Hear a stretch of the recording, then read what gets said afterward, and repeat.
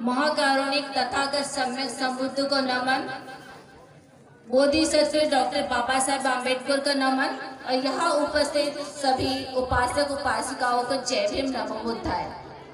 मैं दिल्ली से आई हूँ और समता बुद्ध विहार की सदस्य हूँ और मैं उसी की तरफ से और महिलाओं की तरफ से बोलने के लिए आई हूँ, क्योंकि यहाँ पे पुरुष वर्ग हमेशा यही बोलते हैं कि महिलाएं ये नहीं करती, महिलाएं ये नहीं करती, लेकिन यहाँ बैठी जो भी महिलाएं हैं मैं समझती हूँ जागरूक है, इसीलिए यहाँ है।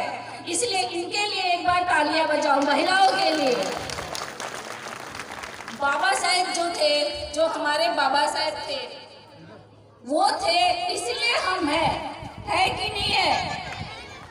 इसीलिए उनको मानो मत, उन्होंने जो बताया उस मार्ग पे चलने की कोशिश करो।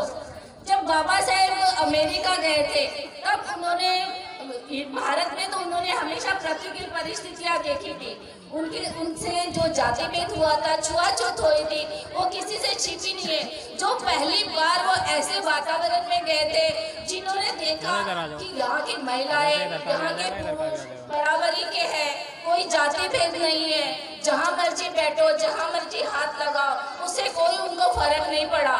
तब उन्होंने ठाना कि मैं अपने भारत की महिलाओं को ऐसे सशक्त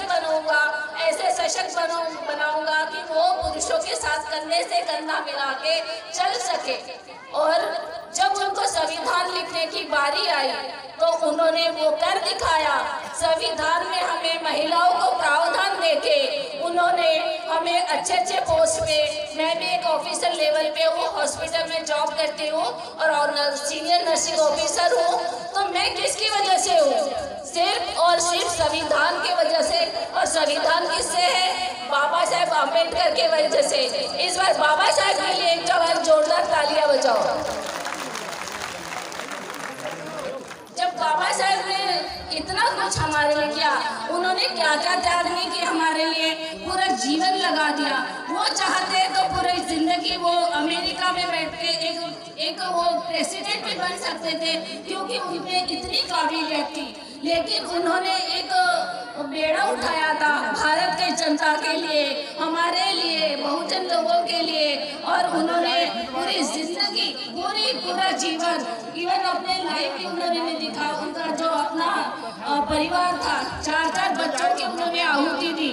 और उन्होंने हमारे भारत के महिलाओं के लिए इतने उपकार किए कि वो हम लोग बिल्कुल भी फेर नहीं सकते। उनके हम हमेशा ऋणी रहेंगे। महिलाओं का तबका वो हमेशा से ऋणी रहेगा। तो उन्होंने जब हिंदू कोड बिल बनाया तो उसमें सिर्फ और सिर्फ महिलाओं के अधिकार थे। वो अधिकार आप लोगों को पता है क्या क्या थे? किसी को पता है? किसी को पता है? जैसे मीरा जी बैठी है दिल्ली से, वो एक टीचर है, उनको पता है कि बाबा साहब ने जो भी किया उनके लिए किया, मेरे लिए किया, हम सब के लिए किया। क्योंकि मैं महिलाओं के बारे में ही बोल रही हूँ, पुरुष वर्ग के लिए पुरुष वर्ग बोले तो बाबा साहब ने हमारे हिंदू कोड बिल में हमें पिता की संपत्ति में अधिकार देने की बात की है, विधवाओं की शादी करने की बात की, पुनर्विवाह की बात की।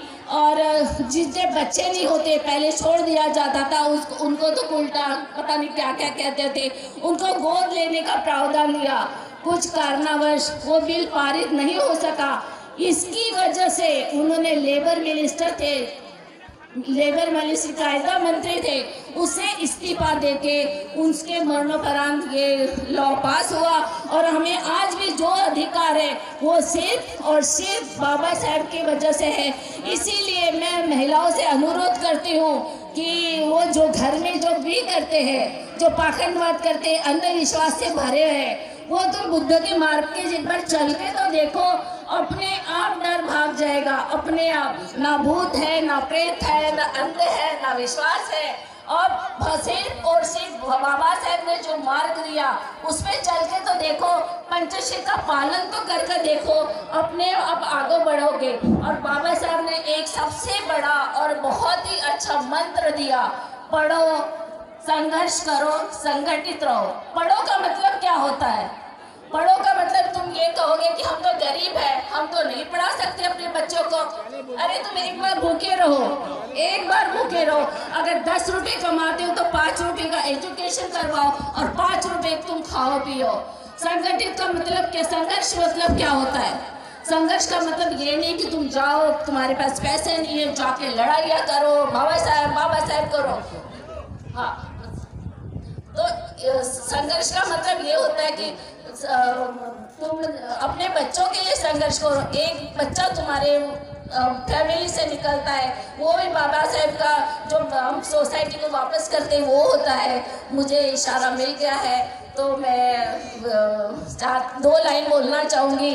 किसी के पेट से अजगर पैदा हुआ है, किसी के पेट के अजगर पैदा हुआ है, किसी के पेट से सांप पैदा हुआ है, लेकिन भिवाई ने जिसको पैदा किया है और उन्होंने हमें इंसान के रूप में इंसान रूप दिया है, उसको बाबा साहब अम्बेडकर कहते हैं। और एक बार जोरदार जय जय जय जय जय